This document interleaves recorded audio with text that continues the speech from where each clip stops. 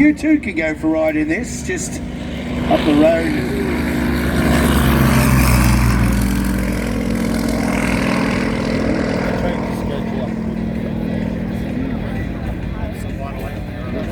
So the Yak-52, one of the few warplanes that I've had the pleasure of being up in with, and a beautiful little aircraft there, no? Absolutely. If you have a look at the aircraft, it looks a little bit odd. The wing looks like it's flat. Well, it pretty much is. The reason for that, and if you look at the wing shape itself, is so that the aircraft can be flown inverted and upright and not suffer too much performance problem.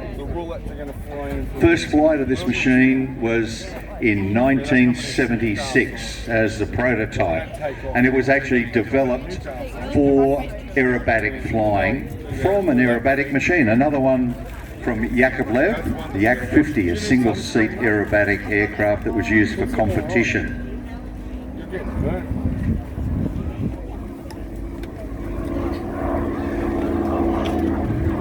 It was actually initially designed for what they called the DOSAF in Russia, which is the Volunteer Society for Cooperation with the Army, Air Force and Navy.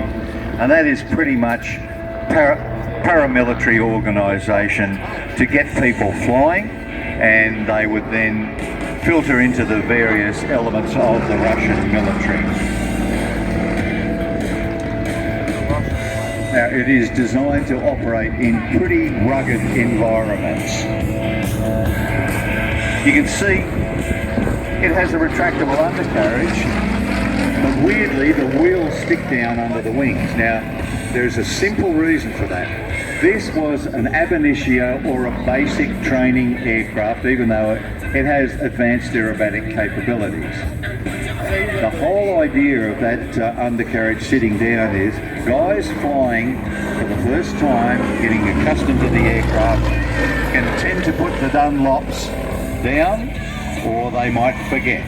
And if they forget, this aircraft doesn't get damaged too much. You can land, you'll smash up the prop, but that's made out of wood anyway, so it doesn't shock load the engine too much. But the wheels, it will run along on and won't cause too much structural damage to the aircraft. Very, very simple design, powered by a 360 horsepower Vedenev M14 radial engine. It's a pretty standard engine. These engines have been produced in their tens of thousands, not only for Russian aircraft, but also under license for aircraft of the Chinese People's Liberation Army, Air Force and Navy.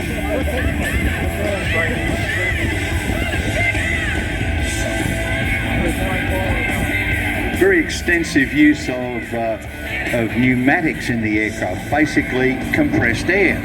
There's a tank that is charged up before flight,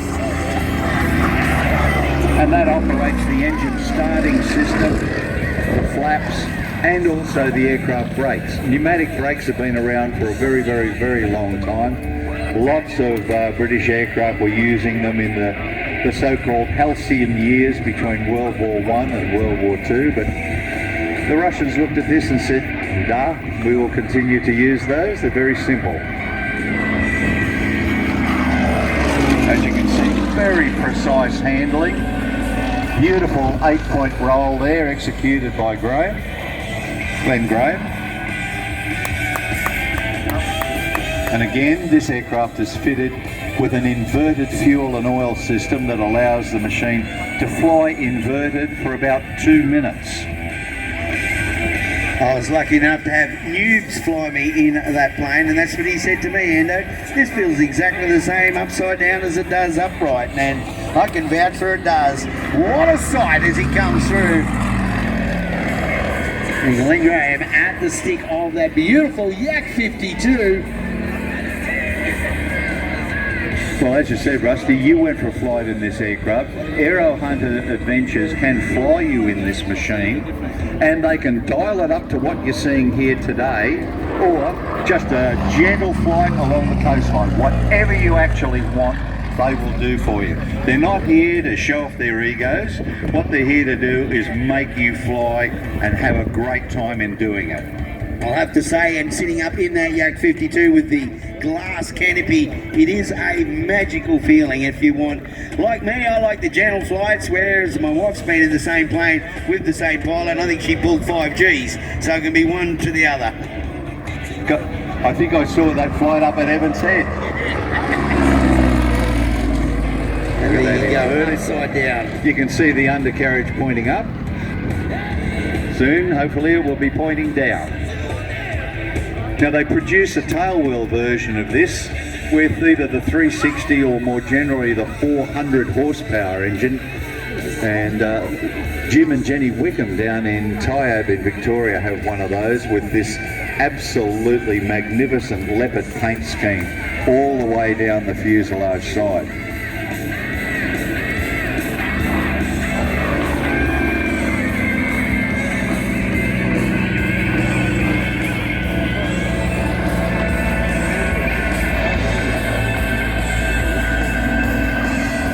They produced over 2,000 of these at Aerostar in Bacau in Romania, and many of those aircraft are flying around the world today. There's a aerobatic team been formed in New Zealand to fly these aircraft, and you quite often see them at Wings over Wairarapa or Warbirds over Wanaka over there.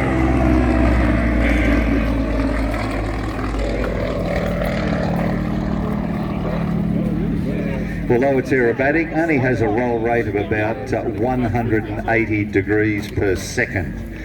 Now, that means a half turn every second.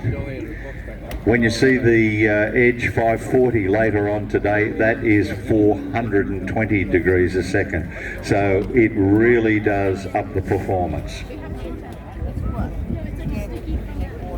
So we'll have the same pilot in the Edge 540. And as we said at the get-go, ladies and gentlemen, we'll have the greatest and most lovely of the warbirds, right up to cutting edge, the best that you can get, aerobatic aircraft and their pilots. That Edge 540 coming out very soon as we bring the Ellicott area in the Yak-52. Glenn Graham at the stick of that one. Beautiful machine. Hunter Aero, go and check them out and go for a ride. But from Cloud 9 through, I'd like you to wave and show your appreciation of the Yak-52. Glenn Graham. And as Glenn sails past, here flowing in the breeze, if you look behind and to your right, you will see the Lockheed Hudson bomber.